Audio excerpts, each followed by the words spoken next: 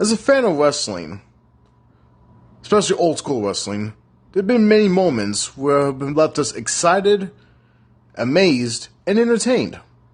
But at the same time, there have been moments that have left us confused, puzzled, disappointed, and left us upset. Especially during the 1990s, when wrestling, particularly in the WWE, or back then in the WWF, had a lot of ups and downs.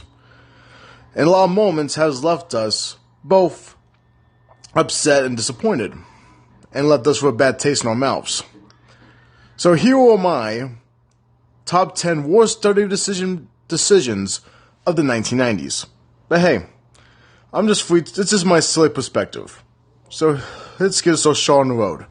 First off, I want to give a big thanks to my brother John Ray Rice for helping me making this little video, and to also wrestling content YouTube profiles that inspire me to do WrestleMania, World Culture, and Wrestle With Regret. I recommend checking out those YouTube profiles.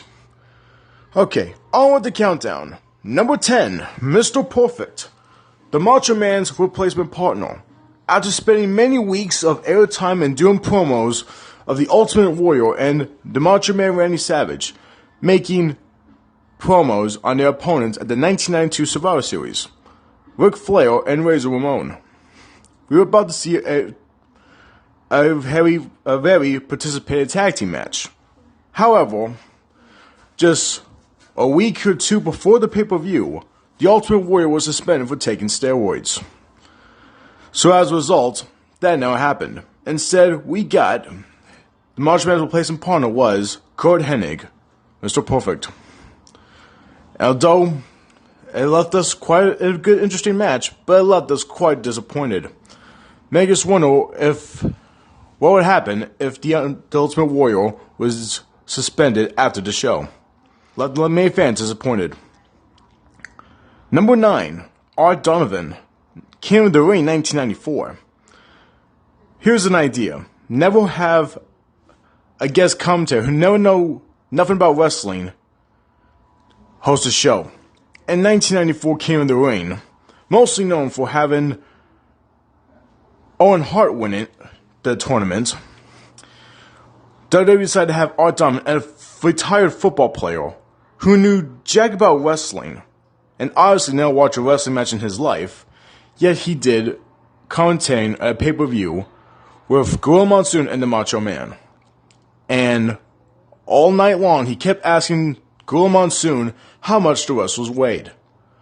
To a point, it would leave you frustrated and better off watching the matches in silence. I'll make your face hurt, literally. Even Gorilla Monsoon began to ignore Donovan's questions. Continue talking with the Macho Man only. Continue talking with the Macho Man only for the majority of the show. Honestly, I'd rather listen to Vince Russo host Livewire for 2 hours than listen to Donovan call a 10-minute match. Number 8. Vince McMahon mocks Jim Ross's Bell's palsy. Indeed, very distasteful and very evil. Especially having Vince playing the Dr. Heinz skit where he attempts to remove items from Jim Ross's backside, which is indeed very distasteful. And of course, it was only a foreshadowing for what Vince Russo had at Raw to make fun of Jim Ross's Bell's palsy was downright distasteful and disrespectful. Quite insulting. So I'm not going to spend too much time on this one. Number 7, impersonating The Undertaker, Razor Ramon, Diesel, and Goldberg. Impersonating wrestlers is just a bad idea from the get-go.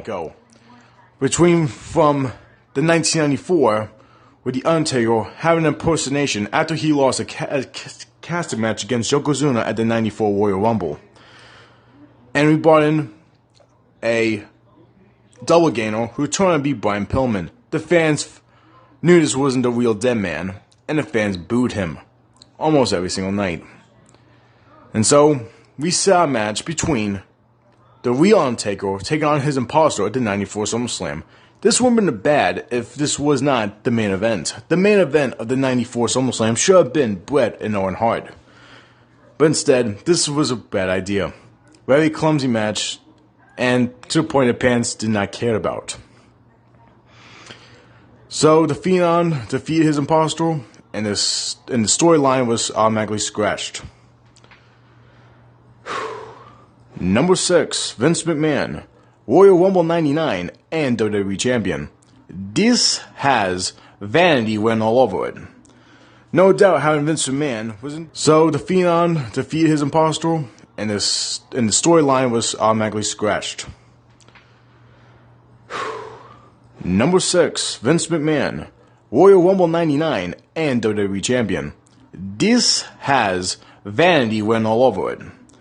No doubt having Vince McMahon was indeed a way, having the WWE Champion and having himself win the 1999 Royal Rumble, indeed was a way to boost his ego and left the fans disenchanted. So yes, there's a way to gain publicity for the storyline between Stone Cold and Triple H, but still, it left fans a lot turned off and alienated. And fans were looking forward to seeing the boss get his ass kicked. Number 5, Tony Lex Luger face. 1990 was a very bad year for WWE. After Hulk Hogan's, but in July 3rd, 1993, where he scoop slammed Yokozuna, turning him face, only to leave a main event between the two at SummerSlam 93. The match ended in a countout. No WWE title was changed hands, yet balloons came from the ceiling. That made no sense, to say the least. And then, fast forward to the 1994 Royal Rumble, where the Narcissist and the Hitman were announced as co-winners.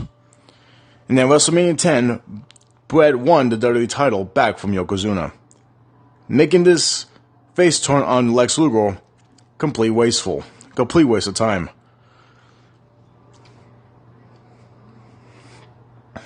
Number 4, Mabel came to the ring 1995. With lack of name talent in WWE at the time, a lot of the major stars going to WCW, Vince was desperate to make a new image for the WWE. So instead he had Mabel as the winner of the 1995 King of the Ring. Little did he realize this was going to be one of his biggest, worst decisions. He was viewed to be the worst King of the Ring winner to this day. To say the least, it was indeed a very bad idea. Number 3, the Brawl for All. Thanks a lot, Vince Russo, you SOB. After he heard Bradshaw bragging about he can beat anybody else in a bar fight, and then a lot of other big guys, tough guys who had experience in competition, decided to agree with going with this decision. Mainly for this, Dr. Death Steve Williams can take on Stone Cold for the WWE Championship. However, that didn't happen. Mainly because during his match against Bart Gunn, Williams tore his hamstring. So Gunn won the Brawl for All. But instead of seeing Bart Gunn versus Stone Cold, he went home and never was seen again until all the way to WrestleMania 15, where he got his brains bushed in by Butterbean at WrestleMania 15 in just 35 seconds. So yes, this had 0 ups and a lot of downs. This destroyed Dr. Death Steve Williams' career and also Bart Gunn's career. Indeed, a waste of time. Number 2, WrestleMania 8 and 9. The main event of WrestleMania 8 should have been the Macho Man versus Ric Flair, but that didn't happen. Hulk Hogan using creative control to put his meaningless match against Psycho Sid as the main event of WrestleMania 8. The match was sloppy and Papa Shango misses his cue, who was supposed to interrupt the ref's count, but that didn't happen. Because he missed his cue, Sid was forced to kick out Hogan's leg drop, and the match ended in disqualification. Despite having the Ultimate Warrior in WWE at that time, helping Hogan take out Sid and Papa, the match it was still too late. Too little too late. And then fast forward 1 year later, WrestleMania 9. After Bret Hart being screwed at the WWE Championship in controversial fashion, Hogan using creative control to put himself on top once again. And then, of course, the Hulkster refused to lose the WWE title to Bret at SummerSlam. Neither one of the worst egotistical bookings WWE has ever had. And now, number 1. Survivor Series 1997 and 1998. Of course, you all know the story. Vince McMahon screwed Bret Hart. Shawn Michaels locking the sharpshooter on Bret. Vince called for the bell. Michaels, the new WWE champion. The Hitman spit Vince McMahon's face and went to WCW. And of course, Vince actually had the audacity to redo it, to recreate the screw job.